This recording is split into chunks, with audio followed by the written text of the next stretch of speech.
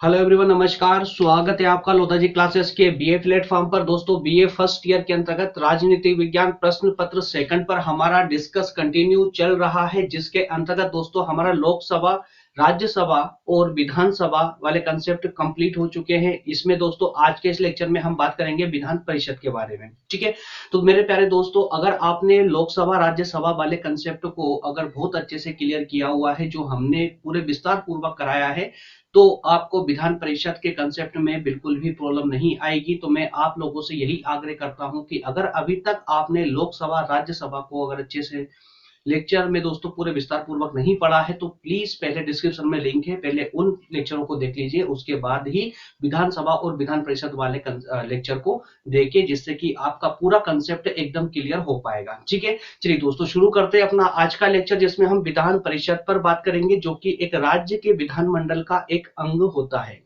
ठीक है, तो उन सभी दोस्तों को जो पहली बार हमारे चैनल पर आए हैं, पहली बार हमें देख रहे हैं, उनसे मैं उन्हें एक बात बता दूं कि दोस्तों हमारे इस चैनल पर सभी क्लासेस को, सभी लेक्चर को, जो बीए से संबंधित जितने भी लेक्चर होते हैं दोस्तों, सभी टॉपिकों को पूरे विस्तार पूर्वक आपके सिलेबस के अनुसार ही पढ़ाया जा रहा है। इसमें दोस्तों पढ़ाई के साथ कोई कंप्रोमाइज नहीं, फुल लेंथ के साथ हम लेक्चर लेकर आते हैं। टॉपिक चाहे कैसा भी हो, उसके अंत अर्थात टोटल डीप तक पहुंच के हम उसको जो है दोस्तों पूरा उसका पोस्टमार्टम करते हैं, मान लीजिए आप, और कंप्लीट उसका जितना भी आवश्यक फैक्ट हो सकते हैं, आवश्यक तथ्य हो सकते हैं, उनको निकालकर आपके सामने पेश करते हैं। और साथ में इसके लिए दोस्तों आपको हम टेलीग्राम की फैसिलिटी प्रोवाइड करते हैं, जिससे कि आप हमारे सभी क्लास नोट्स को डाउनलोड करके और अपने क्लास जो आप नोट्स बनाते हैं उनको बेहतरीन तरीके से उनको बना सकते हैं। और साथ में दोस्तों ये सभी नोट्स आपके एग्जाम के पॉइंट ऑफ व्यू से एकदम रामबाण साबित हो सकते हैं। ठीक है, चलिए दोस्तों शुरू करते हैं अपने लेक्चर, अपने सेशन को आज को, जो कि लेक्चर नंबर 31 होने जा रहा है। ठीक है दोस्तों, प्लेलिस्ट आप सभी को बार बार बताने की आवश्यकता नहीं है। प्लेलिस्ट है अपने सिलेबस के अनुसार, अपने टॉपिक के अनुसार आप प्लेलिस्ट में जाकर के अपना लेक्चर सर्च कर सकते हैं, जहां से आप आसानी से दोस्तों क्रम अनुसार सभी लेक्चरों को देख सकते हैं। ठीक है दोस्तों, इसके अलावा व्हाट्सएप नंबर हमारे डिस्प्ले हो रहे हैं।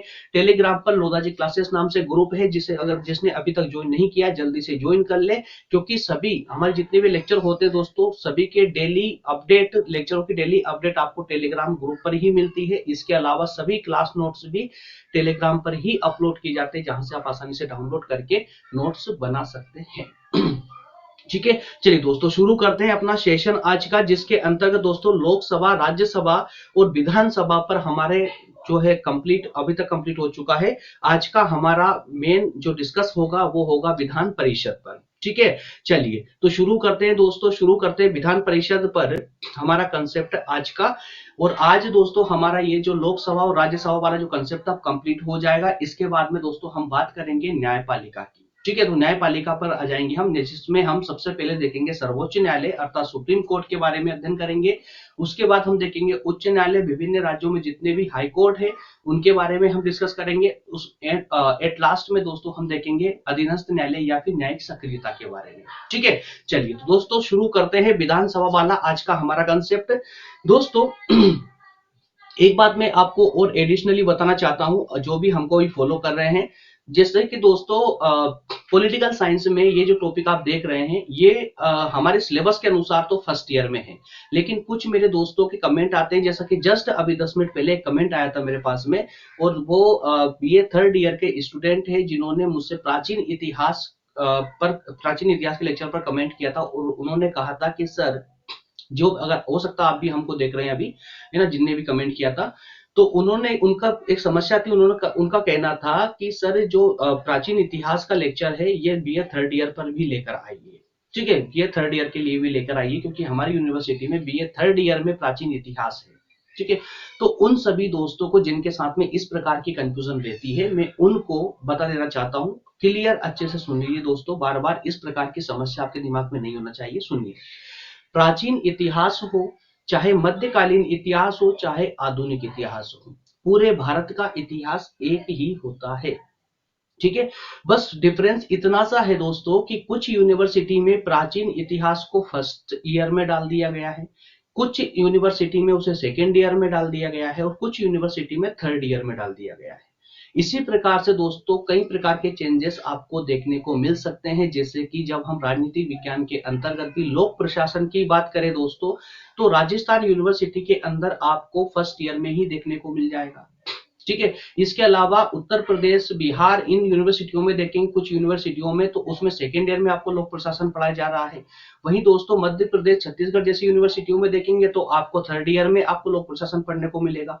जबकि दोस्तों कंसेप्ट से लेकर टॉपिक पूरा टोटल वो का वही होता है, इसलिए बिल्कुल भी कंफ्यूज ना रहे। जैसे कि हम एग्जाम्पल के तौर पर प्राचीन इतिहास को ले रहे हैं, हम फर्स्ट ईयर के अंतर्गत प्राचीन इतिहास पढ़ा रहे हैं, तो चाहे वो सेकेंड ईयर वाले स्टूडेंट हो या थर्ड ईयर वाले हो, बिल्कुल निश्चिंत होकर उसे फॉलो कर सकते हैं, बस अपने सिलेबस में टॉपिक को मैच कर ले। ठीक है, कोई डिफरेंस नहीं है दोस्तों, first year, second year, third year में कोई डिफरेंस नहीं है। जो सब्जेक्ट जो पढ़ाया जा रहा है उस सब्जेक्ट को बिल्कुल एज इट इज फॉलो कर सकते हो आप लोग। ठीक है, चलिए शुरू करते हैं आज का टॉपिक। दोस्तों वापस जल्दी से सेशन पे आ जाइए, इधर ध्यान दीजिए दोस्तों। अभी तक हमने विधानमंडल को बहुत अच्छे से समझ लिया, जैसे कि हमने केंद्र में संसद को समझा था जब लोकसभा और राज्यसभा पर डिस्कस किया था। ठीक है, तो अब दोस्तों उसके बाद हमारा स्टार्ट हुआ था विधानमंडल, जो कि प्रत्येक राज्य में एक विधानमंडल होता है, जैसे कि केंद्र में संसद होती है, उसी प्रकार से वही संसद दोस्तों हमारे राज्यों में होती है। लेकिन राज्यों में संसद को संसद ना कहकर उसे विधानमंडल के नाम से जाना जाता है। ठीक है, और जिस प्रकार से केंद्र में संसद के में दोस्तों संसद के दो महत्वपूर्ण अंग होते हैं, लोकसभा और राज्यसभा, उसी प्रकार से प्रत्येक राज्य की संसद अर्थात विधानमंडल में भी दो सदन होते हैं, दो अंग होते हैं, और वो सदन होते हैं दोस्तों विधानसभा और विधान परिषद। जैसे केंद्र में लोकसभा होती है, वैसे ही राज्यों में विधानसभा होती है। ठीक है, और जैसे केंद्र में राज्यसभा होती है, वैसे ही राज्यों में विधान परिषद होती है। बस इतना सा सिर्फ नाम का डिफरेंस है दोस्तों, बाकी total process is it is same to same है, कोई चेंजेस नहीं है, कोई परिवर्तन नहीं है, कुछ अपवादों को छोड़ दिया जाए तो। ठीक है, तो इससे पहले के लेक्चर में जब हमने विधानसभा पर डिस्कस किया था, तो उसमें हमने देखा था कि बिल्कुल जो केंद्र में लोकसभा के लिए कंडीशन रखी गई है, सेम टू सेम विधानसभा में भी वही कंडीशन देखने को मिली थी हमको। ठीक है, उसी प्रकार से आज जो दोस्तों हम डिस्कस करेंगे वो केंद्र की राज्यसभा में जो भी होगा दोस्तों, उससे सेम टू सेम आपको आज ये विधान परिषद के अंतर्गत देखने को मिलेगा। ठीक है, तो बिल्कुल आप ये समझ लीजिए कि हम एक छोटी राज्यसभा पर डिस्कस कर रहे हैं, छोटी राज्यसभा अर्थात विधान परिषद। दोस्तों ये व्यवहारिक अध्ययन में बता रहा हूँ ना, ये कॉपी में नहीं लिखना आपको कि छोटी राज्यपालिका। ठीक है, ये व्यवहारिक रूप से आपको समझने के लिए बता रहा हूं मैं। ठीक है, चलिए अब स्टार्ट करेंगे दोस्तों। तो आज का हमारा कंसेप्ट होगा विधान परिषद, जो कि हमारे विधानमंडल मतलब प्रत्येक राज्य, जितने भी राज्य है भारत में, हर एक राज्य में एक विधानमंडल होता है। उस विधानमंडल में एक विधानसभा होती है और एक विधान परिषद होता है। ठीक है ना, अब सिर्फ डिफरेंस इतना सा देखने को मिलेगा आपको कि कुछ राज्यों में दोस्तों विधान परिषद और विधानसभा दोनों अंग मिलेंगे विधानमंडल में, और कुछ राज्यों में सिर्फ विधानसभा ही है। ठीक है ना, तो सिर्फ विधानसभा ही है। तो आज जिन राज्यों में, जिन 5 राज्यों में अभी भारत में वर्तमान में अगर बात करें दोस्तों, तो लगभग बता रहा हूं मैं, 5 राज्यों में विधान परिषद भी है, अर्थात विधानमंडल के दोनों अंग मौजूद है। तो आज उस दूसरे अंग जो कि स्थायी अंग कहलाता है विधानमंडल का, हम उस पर डिस्कस करेंगे। ठीक है, तो दोस्तों आ जाइए देखिए, राज्यपाल पर हम डिस्कस कर चुके थे काफी समय पहले ही, राष्ट्रपति के जस्ट बाद में जो राष्ट्रपति प्रधानमंत्री पर डिस्कस हुआ था, उसके बाद हमने मुख्यमंत्री और राज्यपाल पर डिस्कस किया था। ठीक है, तो दोस्तों राज्यपाल पर हम डिस्कस कर चुके हैं। विधानसभा पर इससे पहले जस्ट पहले का लेक्चर कंप्लीट हो चुका है। इसके बाद दोस्तों आज विधानमंडल पर हम विधान परिषद की बात करेंगे, जो कि विधानमंडल का दूसरा स्थायी अंग होता है। ठीक है, तो इसमें दोस्तों देखिए, यही डिस्प्ले कर देता हूं मैं आपको, यही दिख रहा है आपको कि यहाँ पर अर्थात विधानमंडल में दोस्तों, विधानमंडल के जो दूसरा अंग, स्थायी अंग है राज्यपाल, विधान परिषद, उसके अंतर्गत दोस्तों सदस्यों की अगर हम बात करें तो सदस्य दोस्तों 1/3 किसके, विधानसभा के। प्रत्येक राज्य की जो विधानसभा है, उस विधानसभा में कुल जितने सदस्य है उसके 1/3 सदस्य हो सकते हैं, अधिकतम 1/3 सदस्य हो सकते हैं विधानसभा के सदस्यों के। ठीक है ना, 1/3 मतलब कितना हो गया दोस्तों, 33.33%। ठीक है, तो विधानसभा में मान लेते हैं एग्जांपल के तौर पे, अगर 100 है विधानसभा में, अगर 100 सदस्य है तो 33 लगभग 33 से 34, राउंड फिगर हम 34 कर लें तो 34 सदस्य जो है विधान परिषद में हो सकते हैं, ठीक है। लेकिन दोस्तों यहाँ पर कम से कम भी निर्धारित कर दिया गया संविधान के द्वारा, कम से कम 40 सदस्य होना चाहिए। कितने सदस्य? 40 सदस्य कम से कम होना चाहिए, ठीक है। चलिए अब इसको दोस्तों हम विस्तार से इसको समझने का प्रयास करेंगे। देखिए इसमें समझने जैसा कोई नहीं, कुछ भी नहीं है दोस्तों। मुझे तो ये लेक्चर लाने में ही सोचना पड़ रहा था कि मैं इसको समझाऊं भी या नहीं समझाऊं, क्योंकि इसमें समझने जैसा कुछ है ही नहीं। जो राज्यसभा में आपने देखा था पूरी सेम टू सेम टर्म में, जैसे देखिए राज्यसभा में आपने क्या देखा था कि राज्यसभा संसद का दूसरा स्थायी अंग होता है। तो भाई ये भी अर्थात कि विधान परिषद भी विधानमंडल का दूसरा स्थायी अंग होता है, दूसरा स्थायी सदन है, ठीक है। जैसे राज्यसभा कभी भी भंग नहीं होती, वैसे ही विधान परिषद भी कभी भंग नहीं होती। जैसे राज्यसभा में हर 2 साल में 1/3 सदस्य हट जाते हैं और नए आ जाते हैं उनकी जगह निर्वाचित होकर, तो उसी प्रकार से विधान परिषद में भी हर 2 साल में 1/3 सदस्य हट जाते हैं और वापस जितने हटते हैं उतने वापस नए सदस्य आ जाते हैं, है ना। सेम टू सेम दोस्तों यहाँ पूरा पीडीएफ में जो भी आपको दिख रहा है, आपको यहाँ पर स्लाइड में टोटल वो का वही है दोस्तों, कुछ भी चेंजेस नहीं है, कोई चेंजेस नहीं है। जैसे राज्यसभा में दोस्तों सदस्यों की उम्र मिनिमम उम्र कितनी होती थी? 30 वर्ष राज्यसभा का सदस्य बनने के लिए।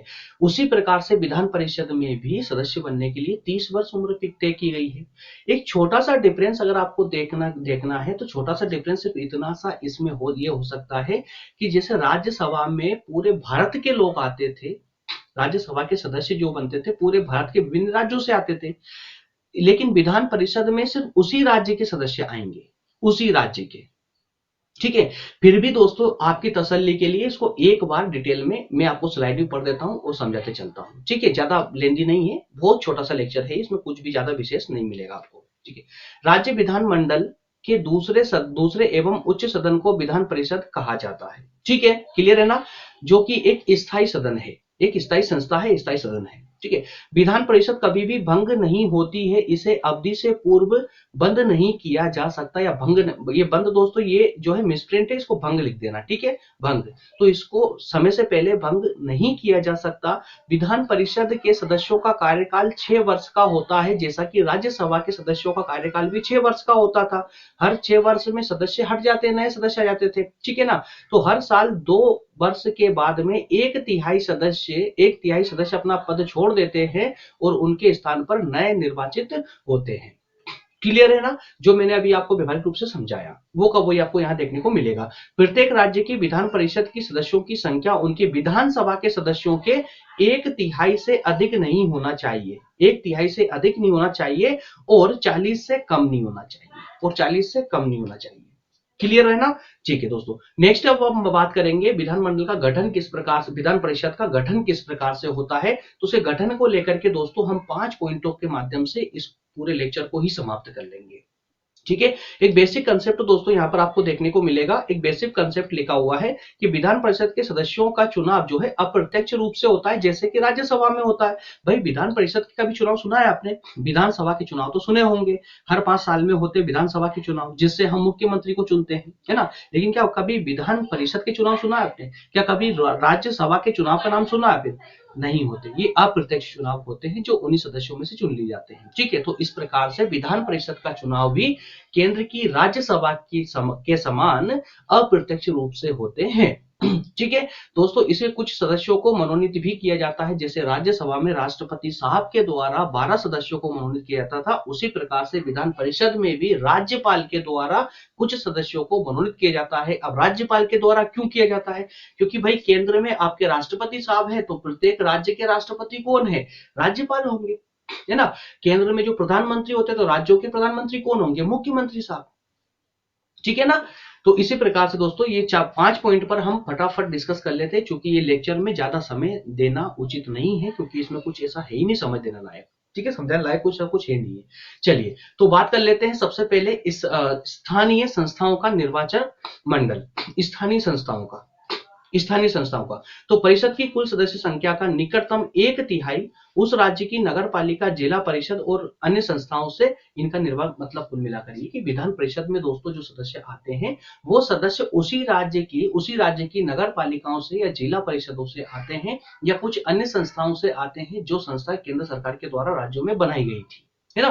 तो कुल मिलाकर के विधान परिषद में जो सदस्य आएंगे वो सब के सब उसी राज्य से संबंधित होंगे, अन्य राज्य के नहीं आएंगे। ठीक है। नेक्स्ट है विधानसभा का निर्वाचक मंडल।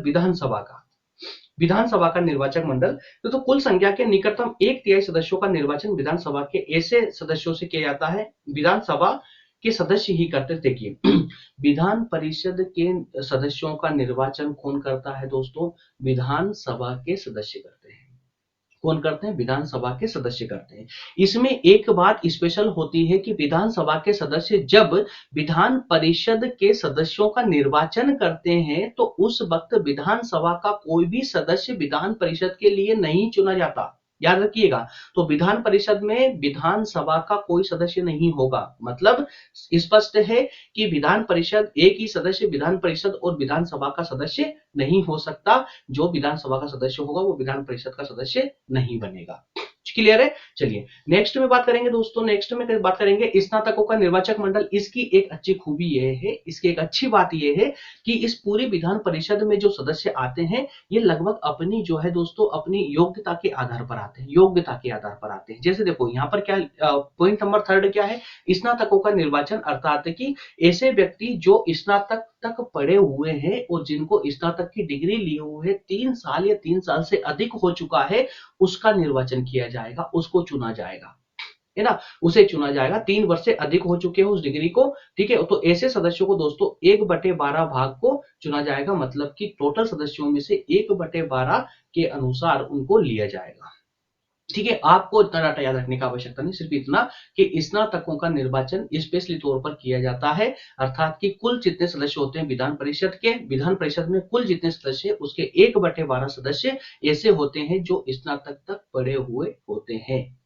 ठीक है। नेक्स्ट है अध्यापकों का निर्वाचक मंडल। तो मेरे प्यारे दोस्तों अध्यापक जैसे स्नातकों को लिया जा रहा है 1/12 भाग में, उसी प्रकार से 1/12 भाग में अध्यापकों को भी लिया जाता है जो पिछले 3 साल से अध्ययनरत है, पढ़ा रहे हैं।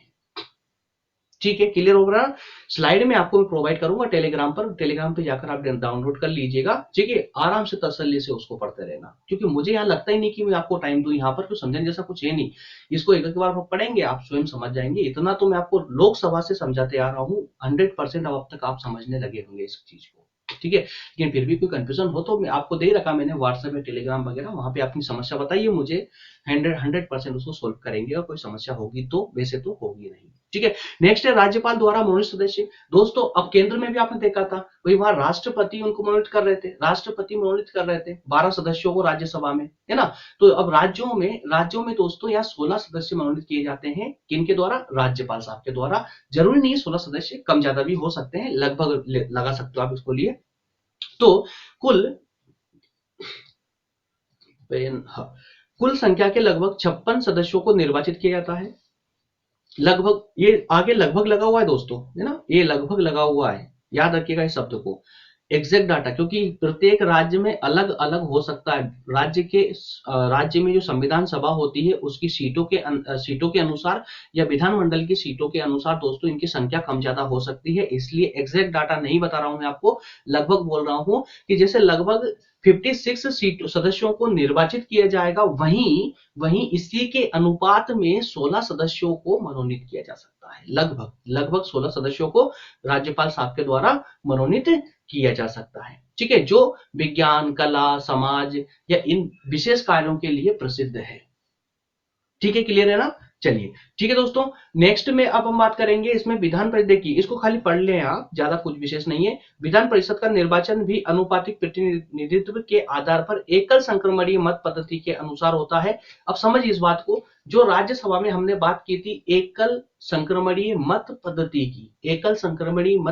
की, अब कुछ दोस्तों के दिमाग में ये चल रहा होगा कि सर ये क्या होता है एकल संक्रमणीय मत पद्धति। तो दोस्तों आपके सिलेबस में ये पार्ट नहीं है, हालांकि ये अपने आप में एक बड़ा लेक्चर है ना। तो इस कंसेप्ट को अभी आप स्किप कर सकते हैं, सिर्फ आप इसका नाम याद रख लीजिए, ये आपको पूरे विस्तार से 3rd ईयर में पढ़ने को मिलेगा, पूरे विस्तार से दोस्तों, इसी पे 1 घंटे कम से कम बता रहा हूं मैं, अगर मेरे द्वारा पूरे विस्तार से इस पर लेक्चर लिया जाएगा एकल संक्रमणीय मत पद्धति के ऊपर, तो दोस्तों उस पे कम से कम 1 से 1.5 घंटे की क्लास होगी। ठीक है, तो अभी सिर्फ आप इसका नाम याद रख लें, एकल संक्रमणीय मत पद्धति, एकल संक्रमणीय मत पद्धति। और इतना और दिमाग में भी डाल लीजिएगा, इसी पद्धति के अनुसार राष्ट्रपति साहब का चुनाव होता है, इसी पद्धति के अनुसार राज्यसभा के सदस्यों का चुनाव होता है, और इसी पद्धति के अनुसार ही आपके विधान परिषद के सदस्यों का भी चुनाव होता है। ठीक है ना, तो इनका चुनाव बिल्कुल केंद्र की राज्यसभा के समान ही, केंद्र की राज्यसभा के समान ही एकल संक्रमणीय मत पद्धति के अनुसार इनका चुनाव या निर्वाचन होता है, जिसे हम अनुपातिक प्रतिनिधित्व बोलते हैं, अनुपातिक प्रतिनिधित्व बोलते हैं। ठीक है, विधान परिषद की सदस्यता के लिए भी वही योग्यता है जो विधानसभा के सदस्यों के लिए है। इसमें डिफरेंस सिर्फ इतना है कि विधान परिषद की सदस्यता के लिए आयु 30 वर्ष है, जबकि विधानसभा के लिए 25 वर्ष निर्धारित की गई है। ठीक है ना, तो क्षेत्र का निर्वाचन चाहिए, नियुक्त किए जाने वाले सदस्यों को उस राज्य का निवासी होना चाहिए। सिंपल सा वो ही, कुछ भी नहीं है इसमें डिफरेंस। सिर्फ इसमें 3 बातें आपको देखने को यहाँ मिली है कि एक तो इनका चुनाव जो है दोस्तों एकल संक्रमणीय मत पद्धति के अनुसार होता है। दूसरी बात करें तो इनकी आयु लगभग 30 वर्ष होना चाहिए, कम से कम 30 वर्ष होना चाहिए, जैसे विधानसभा में 25 वर्ष तय की गई है। और इसके सदस्य उसी राज्य से संबंधित होना चाहिए, अन्य राज्य के नहीं होना चाहिए। क्लियर है दोस्तों, ये बस यहीं तक था। अच्छा, कुछ दोस्तों, चलो ठीक है, कुछ लोगों में जानने की जो है उमंग बढ़ रही होगी कि सर ये थोड़ा सा बता दीजिए, है ना, एकल संक्रमणीय मत पद्धति क्या होती है। तो मेरे प्यारे दोस्तों, इसमें ऐसा कुछ नहीं है। क्या होता है कि जैसे हम एक एग्जाम्पल लेते हैं, कि मान लेते हैं हम राष्ट्रपति साहब का एग्जाम्पल लेते हैं। ठीक है, राष्ट्रपति साहब का जब चुनाव होता है तो वो एकल संक्रमणीय मत पद्धति के आधार पर होता है। तो ये इसमें क्या होता है कि जैसे देखिए, एक आम चुनाव होता है जो आप डालकर आते हैं, चुनाव पर वोट डालते हैं आप लोग, तो क्या करते हैं भाई, जितने भी ऑप्शन आपके पास में होते हैं उसमें से किसी एक को क्लिक कर देते हैं। ठीक है, तो आपका वोट उस विशेष व्यक्ति को चला जाता है, ये विशेष पार्टी को चला जाता है ना। लेकिन राष्ट्रपति साहब के चुनाव में, या फिर कहें कि एकल संक्रमणीय मत पद्धति के चुनाव में या पद्धति में ऐसा नहीं होता है, बल्कि इसमें ऐसा होता है दोस्तों कि जैसे मान लेते हैं कि राष्ट्रपति साहब का अपन एग्जांपल लेते हैं कि राष्ट्रपति के पद के लिए मान लेते हैं हम 4 लोग जो है खड़े हुए हैं राष्ट्रपति के लिए। ठीक है, तो अब जब अगर आप चुनाव में वोट डालने जा रहे हैं, तो वोट डालने में आप उन चारों में से एक को क्लिक नहीं करेंगे दोस्तों, आपको चारों को क्लिक करना होता है। अब चारों को कैसे वोट डालना होगा, आपको क्रम दे दिया जाएगा कि किस क्रम में आप पहले को रखना चाहते हैं।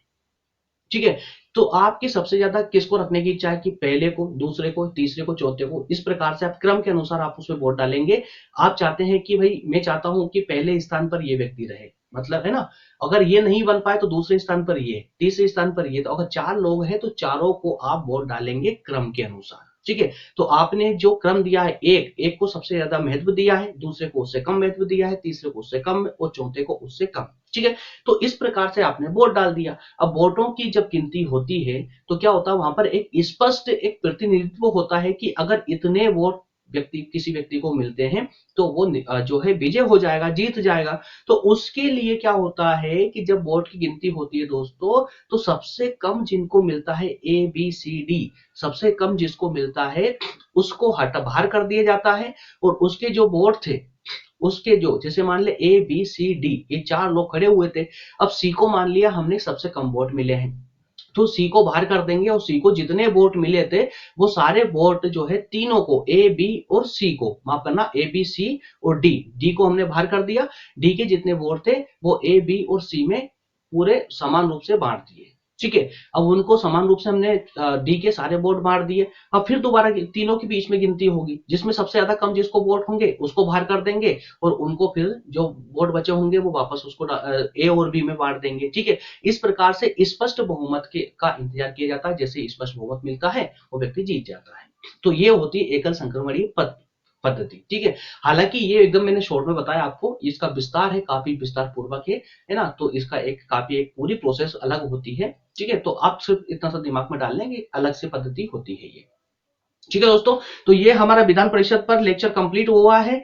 इसके बाद में अब आपके होठों पर स्माइल आ जाएगी दोस्तों। अब जो हमारा स्टार्ट होने जा रहा है ना, अब वो होगा न्यायपालिका। अभी तक का सबसे दमदार, सबसे मजेदार सेशन होने वाला दोस्तों अब न्यायपालिका, जिसमें हम सुप्रीम कोर्ट, हाई कोर्ट और न्यायिक सक्रियता पर डिस्कस करेंगे। सर्वोच्च न्यायालय, सुप्रीम कोर्ट को पढ़ते वक्त दोस्तों आपको बहुत आनंद आने वाला है, और मैं पूरी गारंटी के साथ बोल रहा हूं कि आपको एकदम कुछ ना कुछ, मतलब बेहतरीन तरीके से कुछ नया सीखने को मिलेगा। जब आप पूरा न्यायपालिका पढ़ेंगे तो इसमें आप देखेंगे भाई न्यायिक सक्रियता होती क्या है, और इसमें पूरा व्यवहारिक रूप से मैं आपको इस तरह पढ़ाऊंगा, इससे समझाऊंगा कि आप जीवन में कभी भूल ही नहीं पाएंगे। ठीक है। कुछ सारे दोस्तों को एक समस्या होती है, सर न्यायिक सक्रियता क्या होती है, इसके अलावा एकीकृत न्यायालय क्या होता है, दोहरी न्याय व्यवस्था क्या होती है, छोटी छोटी बातें कंफ्यूजन, आपके दिमाग में कंफ्यूजन क्रिएट करती है ना, वो सारी कंफ्यूजन खत्म हो जाएगी। ठीक है दोस्तों, मिलते हैं नेक्स्ट सेशन में न्यायपालिका के साथ में, जिसमें सबसे पहले न्यायपालिका के अंतर्गत हम बेसिक कंसेप्ट पर बात करेंगे, उसके बाद में फिर धीरे से हम जो है इसका सर्वोच्च न्यायालय का कंसेप्ट हम स्टार्ट कर देंगे। ठीक है, मिलते हैं नेक्स्ट सेशन में दोस्तों, तब तक के लिए आप सभी का बहुत बहुत धन्यवाद।